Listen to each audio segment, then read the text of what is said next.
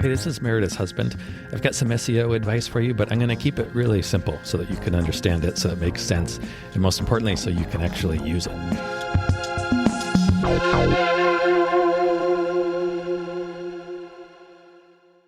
All right, we're going to try something new today. So Meredith is in the midst of her busy season, and she's going to be shooting and editing through probably mid-December. And the amount of time that she has to spare between now and then is very small. So rather than our normal format of Meredith and I speaking, I'm going to share a lesson from some upcoming training that I have. And this lesson in particular is something I've shared before here on the podcast. In fact, we did a full episode about it, but it was over a year ago, and there have been some changes since then. So what I'm going to share is the lesson that I created as a result of doing that episode, really. And it's essentially an updated version of that episode with more current tips. It's also, this is one of the very first and most important things that a local business owner should do for Google. So if you haven't done this stuff, or even if you had, it's probably worth revisiting just to make sure you are following best practice. All right? I hope this helps. All right. In this video, I'm going to talk about how to optimize your Google business profile. So in the last video, there was some homework.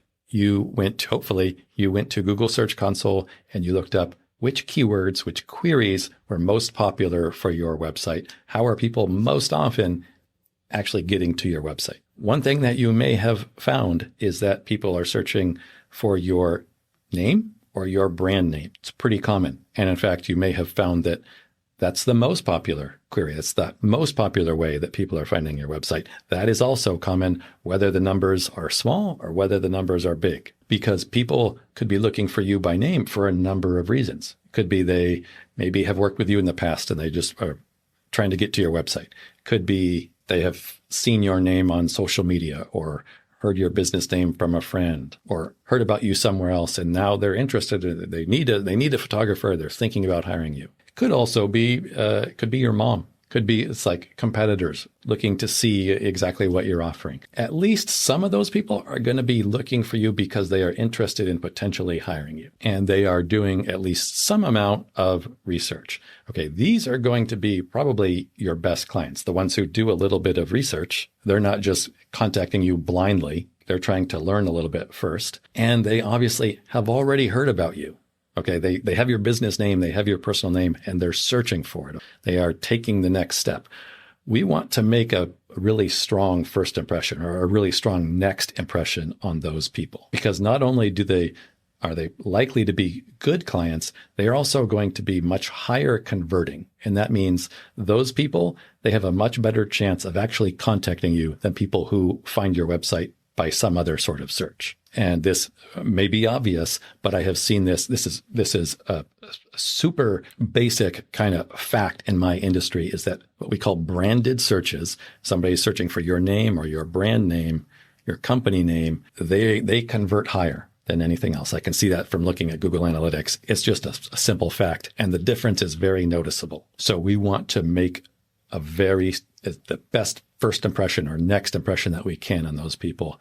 That's number one, why we are doing this. Number two, the second reason why we are doing this is this improves the odds of your website appearing in local searches. So when people do a search for photographers near me, taking these steps is going to improve the odds that your website is going to show up for searches like that. Okay, so I have 12 steps, 12 things that we can do here. I think that I would call these the must-do items, and then 4 additional items that are optional. Number 1, your business name. Whatever you put here in your business name, it's going to need to be consistent.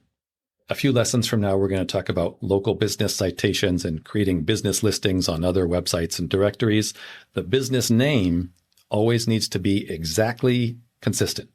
That means if you use an LLC or an INC in your business name, you're going to want to use it everywhere. And there's no benefit to that, by the way. By putting that including it in a business name, there's no benefit to SEO. So it's just your personal preference. But whatever you put here, we're going to want to use it everywhere. And I make a habit of, whenever doing this, I copy and paste. I actually copy from my Google Business profile. I just copy and paste so that I don't make any errors. I do the same thing with my URL. A good habit to get into if you can. You also always want your URL to be perfectly consistent. Okay, so business name, just make sure that's something that's your complete business name and it's accurate. Number two, the cover photo. There is at least at the time I'm recording this changes occasionally with their Google setup. The cover photo is going to appear right at the top left of your Google business profile, probably next to the map. It is usually cropped into square dimensions, but what you want to do here is you want to put an image there, and then you want to open up another browser window, preferably in incognito mode, so you are not logged into your Google account, and see what that image looks like. You don't want it to be cropped if you upload an image with like 4x5 dimensions or something else, and it's cropped. That's not the first impression that we want to make. We want to make sure that whatever we put here is going to look good. Can be your logo if you want to use your logo. Can be an image of a friendly smiling face if that's your type of photography. Whatever image you use here, you want it to, remember, it's going to be the very first impression, the first image that people see after Googling your name. So this image should represent your business fairly well. Okay, that's number two, your cover photo. Number three, your service area versus address. So Google gives you the option here of choosing a service area where you would go to your client's locations. And as a photographer, that pretty good chance that might be true. That's one option, a service area. And the other option is using an address. Now, what Google would say to you as a photographer, especially if you go and visit clients at their location, is that you should choose a service area here. I'm going to say that's really not in your best interest if you want your website to appear in local searches. The reason for that, think about what local searches look like. If you do a search for photographers near me, there's going to be a little list of 3 to 5 businesses next to a map. And on that map, there are going to be pin markers. And those pin markers are at the address of those businesses. If you have a Google business profile that does not have an address, you will not have a pin. If you don't have a pin, you don't show up in local business listings. And I have seen this firsthand with some of my early students. They were using an address, and Google suggested that they use a service area instead, and they did. And their traffic, the leads that they were getting, immediately went to zero. They were getting all of their leads through local searches. And so when they changed to a service area, all of a sudden they're no longer appearing there. So my advice here, if at all possible, and I realize sometimes it's just not possible, but if at all possible, use an address. If you work from home and don't want to use your home address, I get it. Neither do I. Neither does Meredith. We want to find some sort of address that we can use. Do not, however, use a PO box, a post office box. That does not work. That will probably get your listing suspended. But do look for some sort of private solution. There are, depending on where you live, there might be like mailbox companies. You might be able to get a virtual office. Maybe you have a studio. Like maybe you actually have an address. If you have an actual address that's associated with your business, use that. That's perfect. There are some national chains that sell these sorts of this address service solution to small businesses. I don't know what's going to be available in your area, but that is often a good solution. Keep in mind when you're doing that, there's going to be a few hoops that you might need to jump through. You might need to validate you might need to send somebody your business certificate, ID, or something to prove that you're a business. And it's going to seem like a hassle. It is a hassle, but it's there for a reason. And the reason is that SEOs, especially representing local businesses, for years have tried to spam this system. And lesser quality SEOs have done things like try to fake a whole bunch of different addresses to improve odds of our clients getting displayed in local results. And so Google is trying to eliminate that or reduce that amount of spam, that behavior. And so getting a local address often is going to feel like a hassle. It's that way for a reason. It's absolutely worth it. Just know that when you're doing it, there's a reason you're doing it.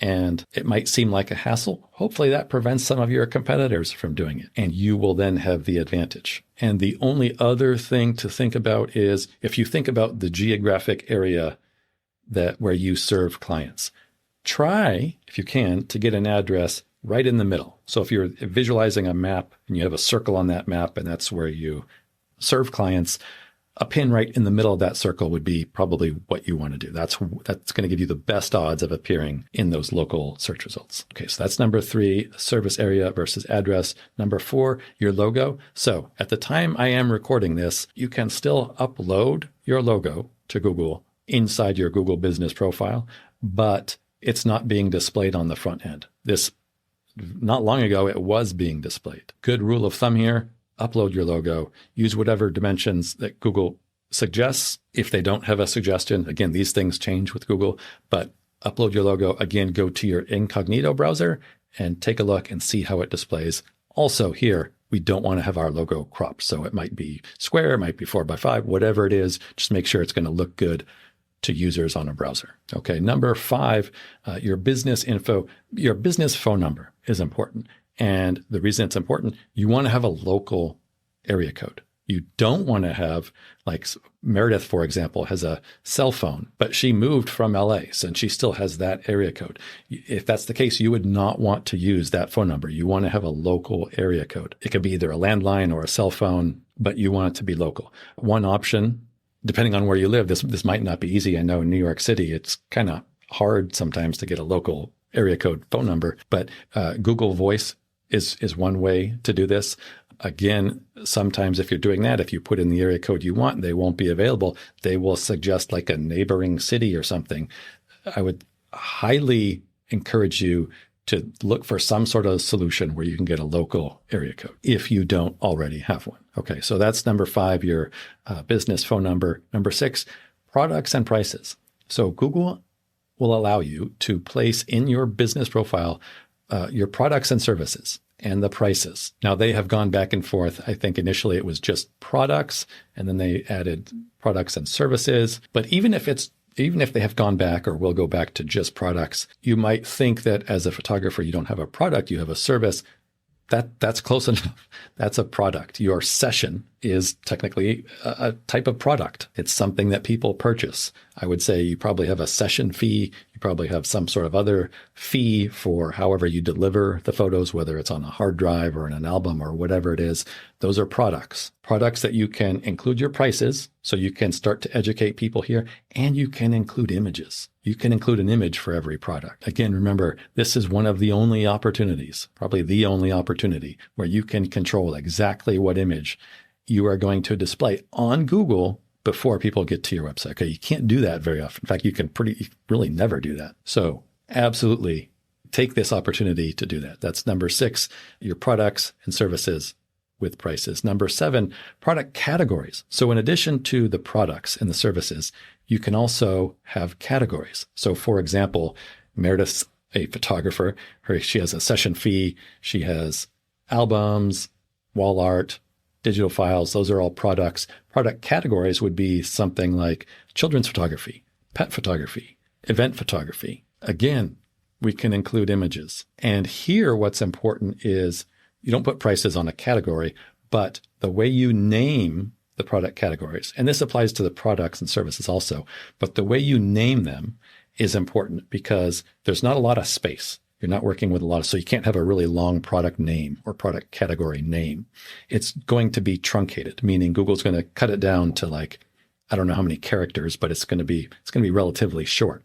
So enter something, then again, go out to your incognito browser, take a look, see where it's truncated, make sure that it still looks good and that it still sounds like something that's appealing after Google has shortened it. A lot of times what people might do is they'll say like, fabulous such and such. And then what appears to users on the front end is just the fabulous or part of the word fabulous. What you want to do is you want to make sure that whatever it is, whether it's an album or pet photography, you want to make sure that those keywords are up near the beginning so that they don't get cut off. That's still going to look appealing to a person, to somebody reading it. And if nothing else, just confirm in their mind subconsciously that, yeah, you have what they are looking for. Okay, so that's product categories and product naming. Number 8, from the business. So there is a section there called From the Business. I think on the back end of Google Business Profile, this is actually called Business Description. Again, Google changes things like this. So business description or from the business,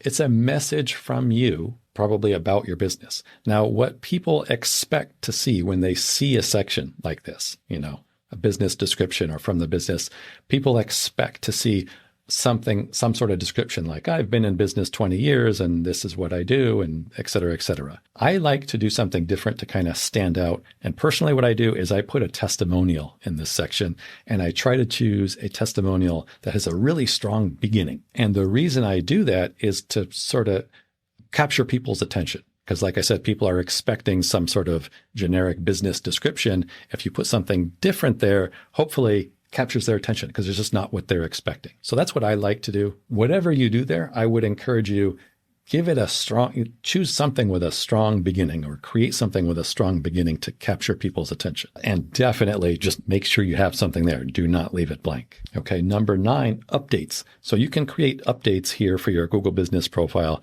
just like you would do for Instagram or Facebook or other social media platforms. There's some debate here on whether or not this helps improve your odds of being displayed.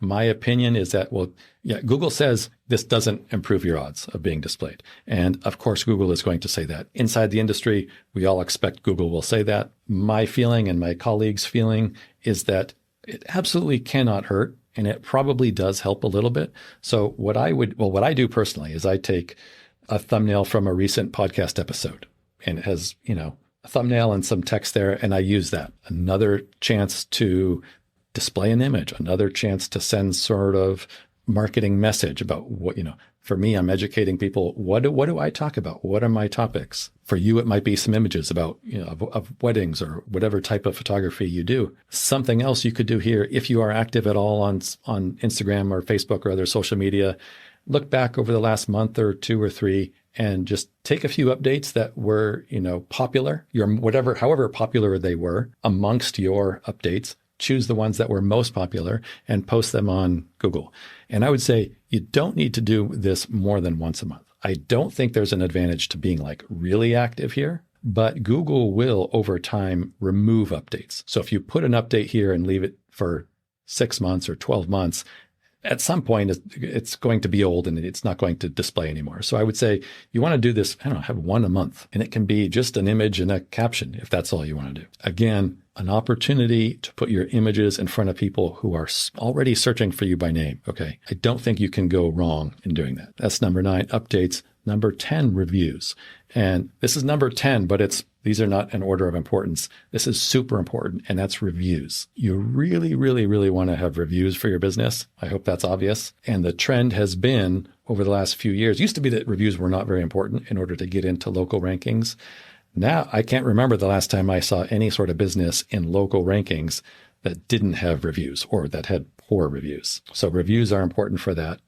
Reviews, obviously important potential clients to see that you have good reviews. And the thing to be careful of here is to spread them out. Don't feel like you need to get a whole bunch of reviews all at once. In fact, that is a red flag to Google that it's not natural. That doesn't happen naturally for a business. You don't go from no reviews to all of a sudden getting a whole bunch of reviews. And when that does happen, sometimes Google will assume they are somehow spam or they're not legit, and they will take them down. Okay, so you don't want to do that. So it is much better to spread your reviews out.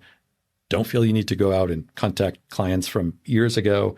In fact, I wouldn't bother trying to do that. Instead, put something into your workflow where you can ask your current clients and clients moving forward, choose some time. I like to ask for a review when I know a client is happy about something. Doesn't matter what it is. If they're in a good mood about something that I have done, that's when I ask them for a review. And something else that I think goes a long ways in how successful your request for a review will be, don't use a template here. I say put it into your workflow, but don't have like a checkbox where you send somebody a template asking for a review. The success rate of those is so much lower. Just write a personal note. It can be simple, quick. It can be along with some other good news that you are sharing with a client. Just make it personal. Doesn't need to be perfect. I have found that like even the smallest personal notes, especially when they're not perfect, they have a better chance of people helping you out. So make this something that you do probably, now with whatever clients you're working with now, or maybe just very recently have worked with, and moving forward. That's number 10. reviews. Number 11, your social media profiles. So this is something else Google has gone back and forth with. They used to allow you to attach your social media profiles to your Google business profile. And then they said, oh, we're going to stop doing that. We're going to do it automatically. We're going to determine which social media profiles belong to you. And they did a terrible job of that.